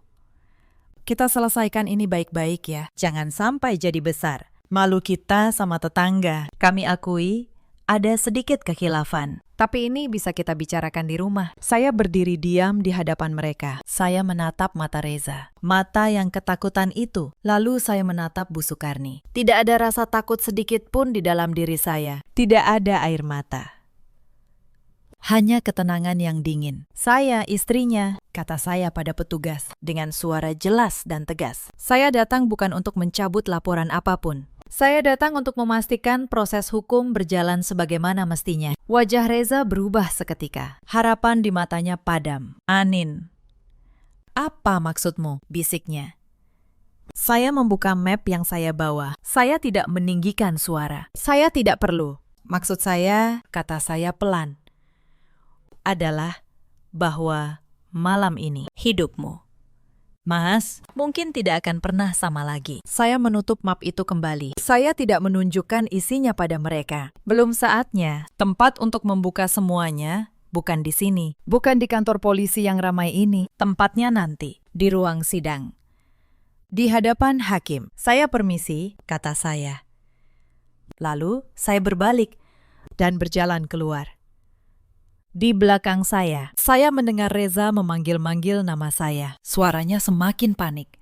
Tapi saya tidak menoleh. Saya melangkah keluar, menuju mobil, dan melaju pergi, menembus gelap dini hari. Untuk pertama kalinya dalam 7 tahun, saya merasa seperti bisa bernapas. 3 hari setelah malam itu, saya mengajukan gugatan cerai resmi melalui Pak Damar. Dan bersama gugatan cerai itu, saya mengajukan gugatan atas harta bersama, serta permohonan hak asuh penuh atas Bian. Reza tentu saja melawan.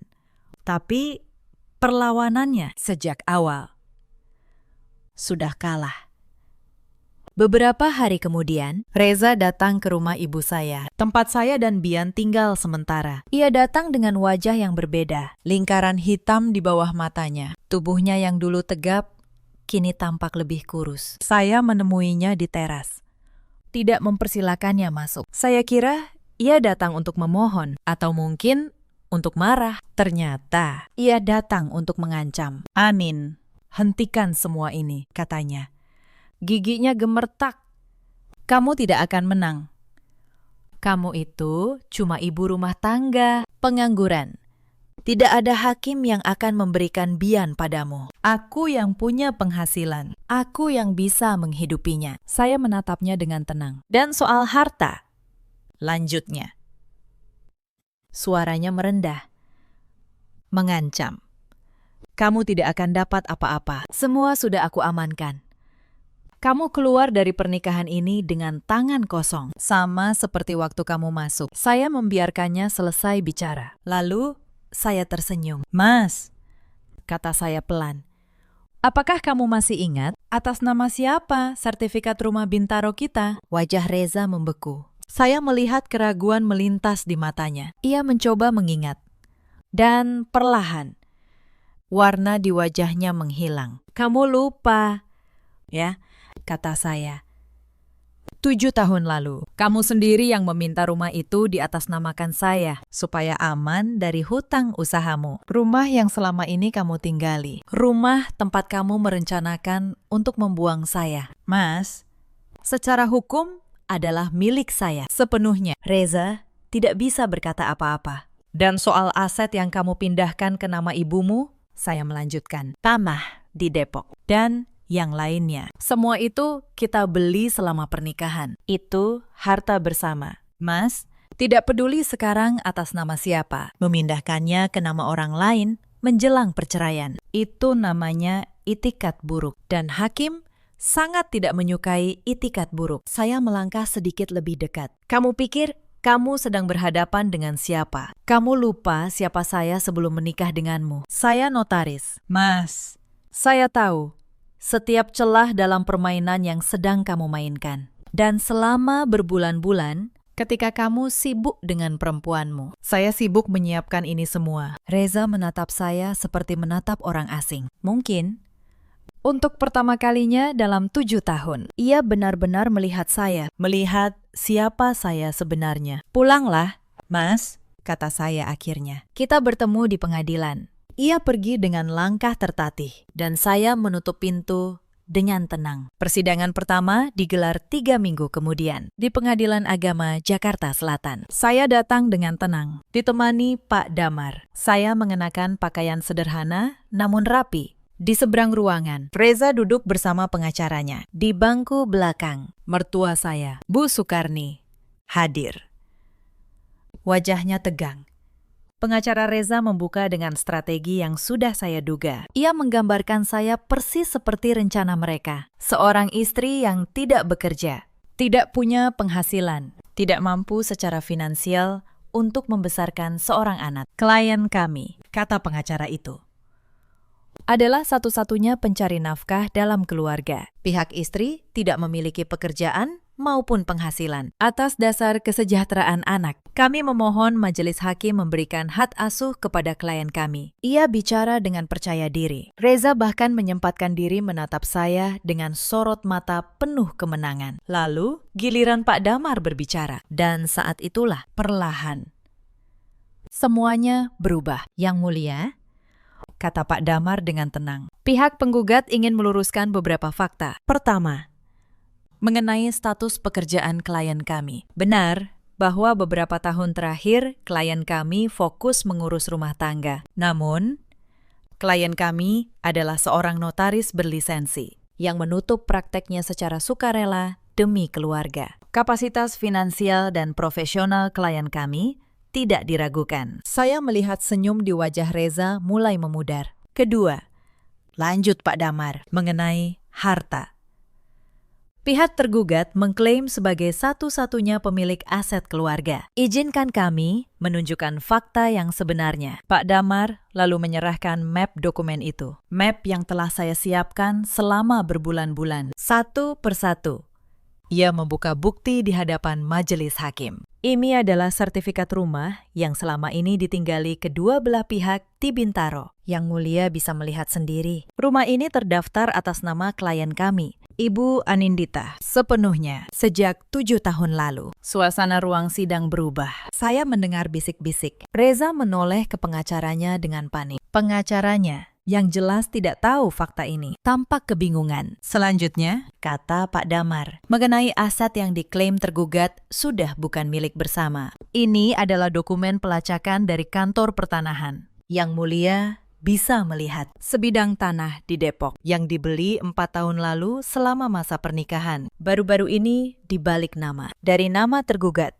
ke nama ibu tergugat. Proses pengalihan ini terjadi hanya beberapa bulan sebelum tergugat berniat menggugat cerai. Kami menduga ini adalah upaya menyembunyikan harta bersama dari pembagian. Di bangku belakang, saya mendengar Bu Sukarni mengeluarkan suara tertahan. Dan terakhir, Yang Mulia, kata Pak Damar. Suaranya tetap tenang. Mengenai alasan perceraian. Penggugat mengajukan cerai dengan alasan perselingkuhan yang telah terbukti. Tergugat diamankan oleh pihak kepolisian beberapa minggu lalu bersama seorang perempuan yang bukan istrinya. Ini adalah berkas laporan kepolisian dan ini adalah dokumentasi pendukung yang dikumpulkan klien kami. Reza menunduk.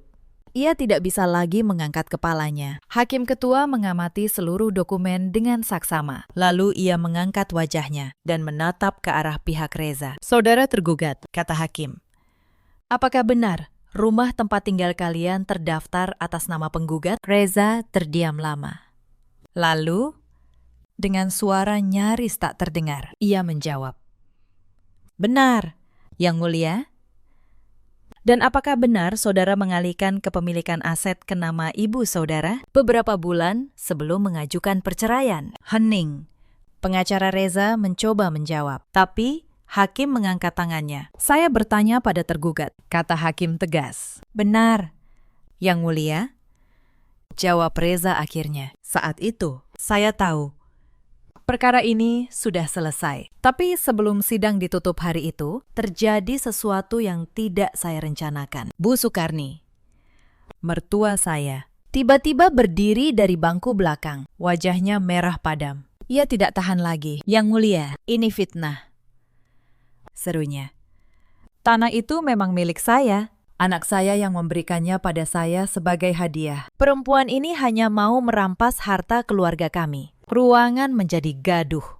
Hakim mengetuk palu, meminta ketertiban. Pak Damar menoleh ke arah Bu Sukarni dengan tenang. Ibu, katanya, apakah ibu menyatakan bahwa tanah itu adalah hadiah dari putra ibu? Iya, Itu hadiah, jawab Bu Sukarni penuh emosi. Pak Damar tersenyum tipis. Lalu ia menyerahkan satu dokumen lagi ke hakim. Yang mulia, jika benar itu adalah hibah, maka seharusnya ada akta hibah yang sah. Namun yang kami temukan di kantor pertanahan adalah akta jual beli, bukan hibah, yang artinya tanah itu dialihkan melalui transaksi, bukan diberikan. Dan transaksi atas harta bersama, tanpa persetujuan pasangan. Selama masa pernikahan yang masih sah, secara hukum dapat dibatalkan. Wajah Bu Sukarni berubah pucat. Ia baru saja, tanpa sadar, mengakui di depan hakim bahwa harta itu memang berpindah tangan. Dan dengan mengakui itu, ia justru memperkuat kasus saya. Ia mencoba berbicara lagi, tapi suaranya tersendat. Ia jatuh terduduk kembali ke bangkunya. Untuk pertama kalinya, saya melihat perempuan yang selama 7 tahun memandang saya rendah itu kehilangan semua kesombongannya. Sidang hari itu ditutup, tapi arahnya sudah sangat jelas. Persidangan berlangsung beberapa kali setelah itu, tapi setiap kali posisi Reza semakin lemah. Bukti-bukti yang saya kumpulkan terlalu kuat, terlalu rapi. Pengacaranya bahkan di satu titik menyarankan Reza untuk berdamai, untuk menerima saja apa yang menjadi hak saya, daripada kehilangan lebih banyak lagi. Pada putusan akhir, majelis hakim memutuskan perceraian dikabulkan dengan alasan perselingkuhan yang terbukti. Hak asuh penuh atas Bian diberikan kepada saya dengan pertimbangan bahwa saya sebagai mantan notaris dengan kapasitas profesional mampu memberikan kehidupan yang stabil bagi anak. Reza diberi hak kunjungan di bawah pengawasan. Soal harta, rumah Bintaro ditetapkan sepenuhnya menjadi milik saya sesuai sertifikat.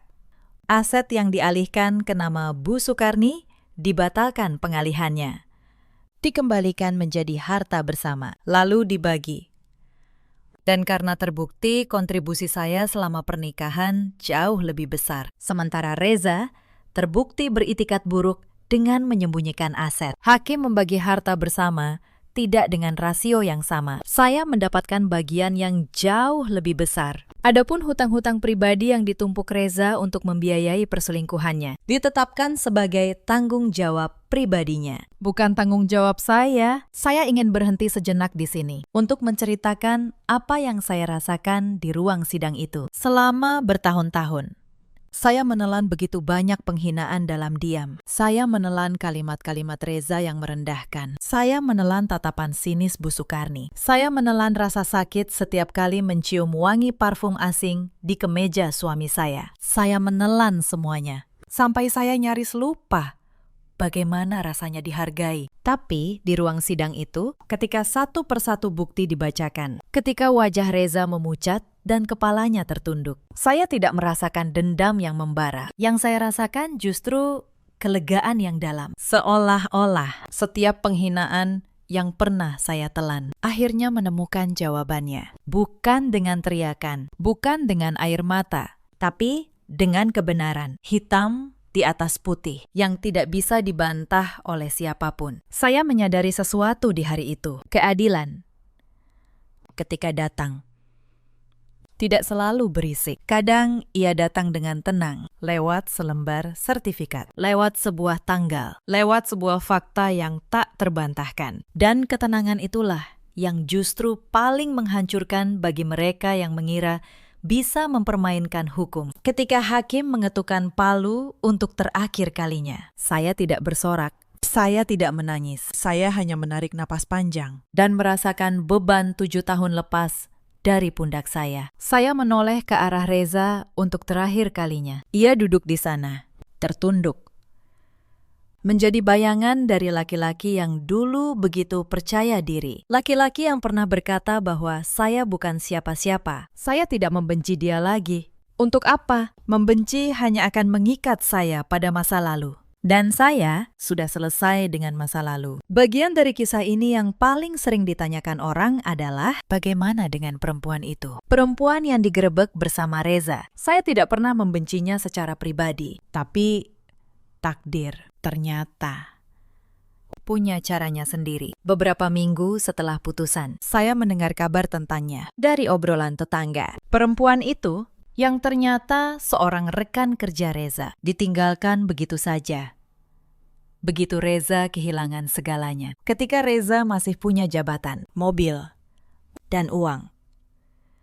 Perempuan itu setia di sisinya. Tapi ketika Reza kehilangan rumah, kehilangan sebagian besar hartanya. Dan namanya tercoreng di kantor. Perempuan itu menghilang. Saya teringat sebuah kalimat yang pernah saya baca. Seorang laki-laki yang meninggalkan keluarganya demi kesenangan sesaat, pada akhirnya akan ditinggalkan oleh kesenangan itu sendiri. Reza mengejar bayangan dan kehilangan segalanya yang nyata. Saya juga ingin menceritakan tentang Bian. Karena di tengah semua perkara hukum yang dingin itu, dialah alasan saya bertahan. Selama berbulan-bulan, saya menyiapkan semuanya. Saya selalu memastikan satu hal, Bian tidak boleh tahu. Ia tidak boleh merasakan ketegangan di rumah. Saya tetap membacakannya cerita sebelum tidur. Saya tetap mengantarnya ke sekolah dengan senyum. Setelah perceraian, saya khawatir ia akan kehilangan sosok ayah. Tapi anak-anak ternyata lebih bijak dari yang kita kira. Suatu malam, ketika saya menyelimutinya, ia menatap saya dan berkata pelan, "Mama," katanya.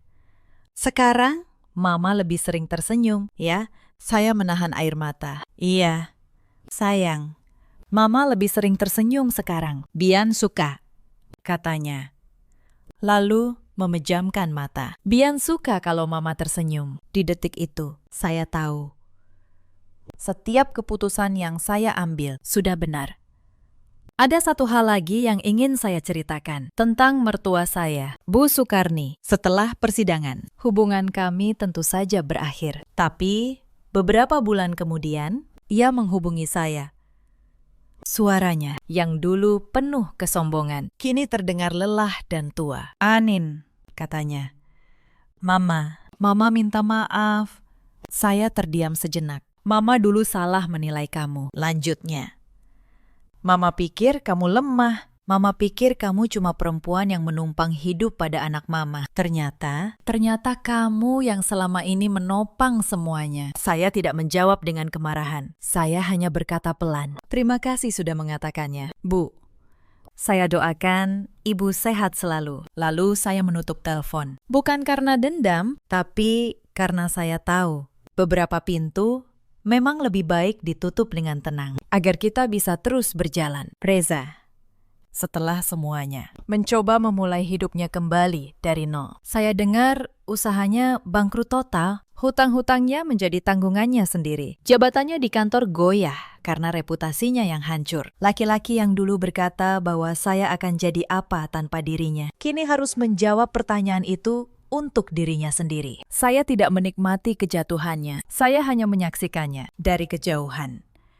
Sebagai sebuah pelajaran tentang bagaimana hidup pada akhirnya menyeimbangkan semuanya. Mari saya mundur sedikit ke masa ketika semuanya belum selesai. Karena ada beberapa hal yang belum saya ceritakan tentang bagaimana saya menyiapkan diri. Selama berbulan-bulan mengumpulkan bukti, saya juga melakukan satu hal lain. Saya diam-diam mulai mengaktifkan kembali lisensi notaris saya. Saya tahu, jika saya ingin menang dalam soal hak asuh, saya tidak bisa hanya membantah tuduhan bahwa saya tidak punya penghasilan. Saya harus membuktikan bahwa saya mampu berdiri sendiri. Saya menghubungi beberapa kolega lama. Saya mengikuti pelatihan penyegaran. Saya memperbarui dokumen-dokumen profesional saya. Semua dilakukan di sela-sela waktu. Ketika Bian di sekolah dan Reza di kantor, tidak ada yang tahu. Bahkan Reza, yang setiap hari tidur di sebelah saya, tidak tahu bahwa istri yang ia anggap pengangguran itu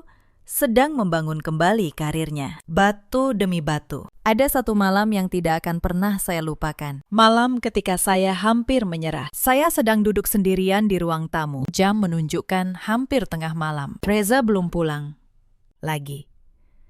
Di hadapan saya, tumpukan dokumen, bukti, catatan, hasil kerja keras saya selama berbulan-bulan, dan tiba-tiba rasa lelah itu datang menghantam saya. Saya bertanya pada diri sendiri, untuk apa semua ini? Mengapa saya tidak menyerah saja? Mengapa saya tidak menerima saja nasib sebagai istri yang dikhianati? Mengambil sedikit yang ditawarkan, lalu pergi diam-diam. Bukankah itu lebih mudah? Saya menatap foto Bian di dinding. Wajahnya yang polos, senyumnya.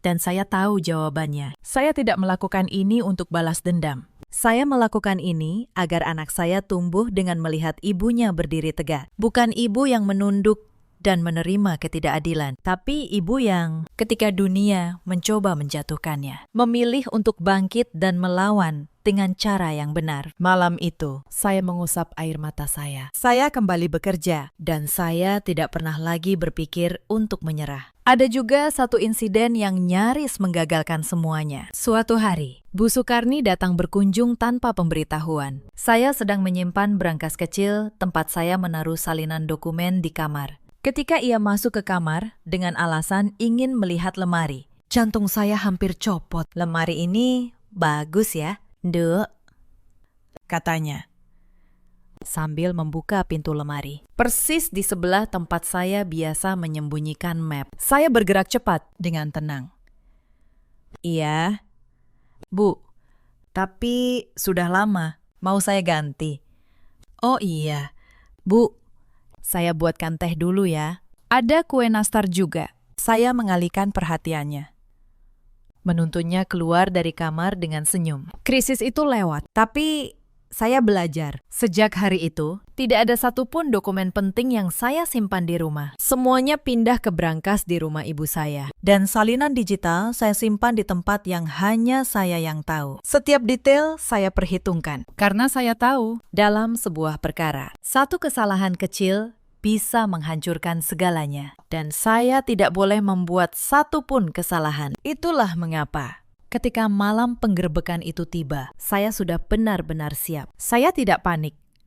Karena tidak ada yang perlu saya panikkan. Semua sudah berada di tempatnya. Saya hanya perlu menunggu papan-papan catur itu jatuh dengan sendirinya. Dan mereka jatuh. Tepat seperti yang saya perhitungkan. Setahun berlalu sejak palu hakim diketukkan untuk terakhir kalinya. Hidup saya, Kimi, benar-benar berbeda. Saya membuka kembali kantor notaris kecil saya. Tidak besar seperti dulu, tapi cukup. Sebuah ruangan sederhana di kawasan Bintaro. Tidak jauh dari rumah. Setiap pagi, setelah mengantar Bian ke sekolah, saya pergi ke kantor. Saya kembali menjadi Anindita yang dulu. Perempuan yang mandiri. Perempuan yang punya nama, punya profesi, punya harga diri. Klien-klien lama saya, satu persatu, kembali. Beberapa kolega merekomendasikan saya pada yang lain. Pelan, tapi pasti, saya membangun kembali apa yang dulu saya tinggalkan demi sebuah pernikahan yang ternyata palsu. Rumah Bintaro, rumah yang dulu menjadi saksi pengkhianatan, kini menjadi rumah yang penuh ketenangan. Tidak ada lagi ketegangan di meja makan. Tidak ada lagi wangi parfum asing di kemeja. Tidak ada lagi alarm yang berbunyi di kepala saya setiap malam. Saya dan Bian membangun rutinitas baru kami. Pagi hari, saya menyiapkan sarapan, bukan untuk menyenangkan seorang laki-laki yang berkhianat, tapi untuk anak saya dan untuk diri saya sendiri. Sore hari, kami bermain di halaman. Malam hari, saya membacakannya. Cerita sampai ia tertidur. Kadang, di akhir pekan, ibu saya datang. Kami memasak bersama ikan goreng, sayur asem, sambal perasi. Makanan sederhana yang terasa jauh lebih nikmat daripada semua restoran mahal yang dulu menjadi tempat Reza menghabiskan uang bersama perempuan lain. Saya juga tidak menutup hati saya pada dunia. Saya tidak menjadi perempuan yang dipenuhi kepahitan. Sebaliknya, pengalaman itu membuat saya lebih kuat, lebih bijak. Dan anehnya, lebih lembut. Karena saya tahu, rasanya berada di titik terendah. Dan saya tahu betapa berharganya ketenangan yang akhirnya saya miliki. Suatu sore, saya sedang duduk di teras, menikmati secangkir kopi, menyaksikan Bian bermain di halaman. Angin sore bertiup pelan, menerbangkan beberapa helai rambut saya ke belakang. Dan saya teringat lagi pada malam itu. Malam ketika telepon dari kantor polisi berdering pada pukul 2 dini hari. Malam yang dulu saya kira akan menjadi akhir dari dunia saya. Saya tersenyum. Sebuah senyuman kebebasan yang mekar dari dasar jiwa saya. Kini saya menyadari sesuatu. Dering telepon malam itu bukanlah sebuah kutukan. Itu adalah sebuah pertolongan. Sebuah tangan tak terlihat yang menarik saya keluar dari lautan kebohongan. Memaksa saya membuka mata dan melihat kenyataan tentang pernikahan beracun yang selama ini memenjarakan saya. Jika malam itu polisi tidak menelpon, mungkin saya masih akan menjadi istri yang setia, menyiapkan sarapan untuk seorang laki-laki yang diam-diam sedang merampok masa depan saya dan anak saya. Mungkin saya masih akan hidup di balik topeng kesempurnaan yang palsu. Tapi badai itu datang, dan badai itu ternyata tidak menghancurkan saya. Badai itu justru membersihkan jalan hidup saya dari orang-orang palsu. Ia meninggalkan saya berdiri, lebih kuat, lebih cerdas, dan lebih bercahaya dari sebelumnya. Cerita ini mengajarkan satu hal. Jangan pernah menilai seorang perempuan hanya dari apa yang tampak di permukaan. Jangan pernah mengira bahwa perempuan yang memilih diam adalah perempuan yang lemah. Dan jangan pernah sekalipun meremehkan seseorang yang telah memberikan segalanya untukmu. Di luar sana, ada banyak perempuan yang berada di posisi saya dulu. Perempuan yang dianggap tidak punya nilai, yang pengorbanannya dianggap kelemahan, yang kebaikannya dimanfaatkan. Jika kalian salah satu dari mereka, saya ingin kalian tahu satu hal. Kekuatan kalian tidak selalu terlihat dari seberapa keras kalian berteriak. Kadang, kekuatan terbesar justru lahir dari ketenangan, dari kesabaran, dan dari pengetahuan bahwa kalian berhak atas keadilan. Ada juga banyak laki-laki seperti Reza di luar sana. Laki-laki yang mengira bahwa mengkhianati keluarganya tidak akan ada balasannya. Yang mengira bahwa pasangannya akan selamanya tunduk dan diam. Kepada mereka, hidup biasanya punya cara sendiri untuk mengajarkan pelajaran. Dan ada pula para ibu seperti Ibu Sukarni. Ibu yang karena rasa sayang yang keliru pada anaknya, justru ikut membenarkan sebuah ketidakadilan. Yang baru menyadari kesalahannya ketika semuanya sudah terlambat. Dalam hidup, kita semua punya pilihan. Kita bisa memilih untuk menjadi korban, atau kita bisa memilih untuk bangkit. Saya memilih yang kedua, dan saya tidak pernah menyesalinya. Badai itu telah berlalu. Angin pagi kembali bertiup. Saya meletakkan cangkir kopi saya, menarik napas dalam-dalam, memenuhi paru-paru saya dengan udara kemerdekaan yang murni. Saya bebas, saya utuh, dan untuk pertama kalinya dalam waktu yang sangat lama, saya bahagia. Jika kisah ini menyentuh hati kalian, ceritakan pengalaman kalian di kolom komentar. Mungkin cerita kalian akan menjadi kekuatan bagi perempuan lain di luar sana. Terima kasih sudah menemani saya sampai akhir.